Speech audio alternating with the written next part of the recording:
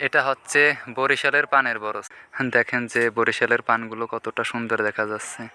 আর এই লতায় সব হচ্ছে নতুন পান। এখন বিকেল প্রায় 4টার মতো বেজে গেছে। এগুলো খেতে আসলেই অনেক মিষ্টি লাগে।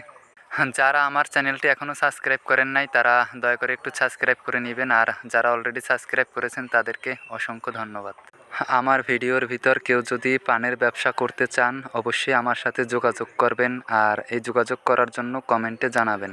আমি কমেন্টে সবাইকে নাম্বার দিয়ে দেব, তা আমার সাথে যোগাযোগ করলে আপনারা অনবরত পান নিতে পারবেন।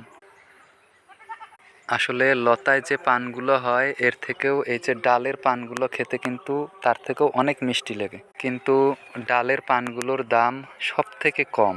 আর এটা কম হবার কারণ হচ্ছে এটার বোট অনেকই ছোট হয়, একদম ছোট হয় বোট। আর তাছাড়া দেখেন যেটা লতার পান সেটার বোট কিন্তু অনেক বড়। বরিশালের আপনি যে জায়গায় আসেন চারিদিকে শুধু পানের বরজই দেখতে পাবেন। আর বিশেষ করে আমাদের এইসব অঞ্চলে পানের বরজটা বেশি হয়ে থাকে। এখন পানের দাম অনেক কম, কারণ এখন বৃষ্টির সিজন। আর এই বৃষ্টির সিজনে পানের দাম একটু কম থাকে, কারণ লতায় পান বেশি ফোটে। এগুলো এখনও কচি পান, এগুলো বিক্রি করার উপযুক্ত হয় নাই। যখন এগুলো একটু মোটা হবে তখন এগুলো বিক্রি করা যাবে। আজকে অনেক দিন পরে পানের বরজে আসলাম।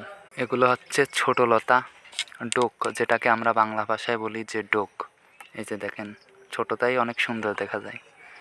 আসলে পানের বরজে কাজ করতে অনেক কষ্ট হয়, যারা করে তারাই বুঝে। সব কাজেই কষ্ট আছে, কিন্তু তারপরও পানের বরজের কাজের কষ্টটা একটু বেশি মনে করি। কারণ রোদ থাকুক, বৃষ্টি থাকুক, ঝড় থাকুক, আমাদের কাজ করতেই হয়।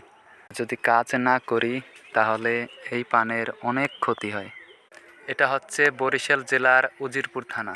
ভালো থাকবেন সবাই, আল্লাহ হাফেজ।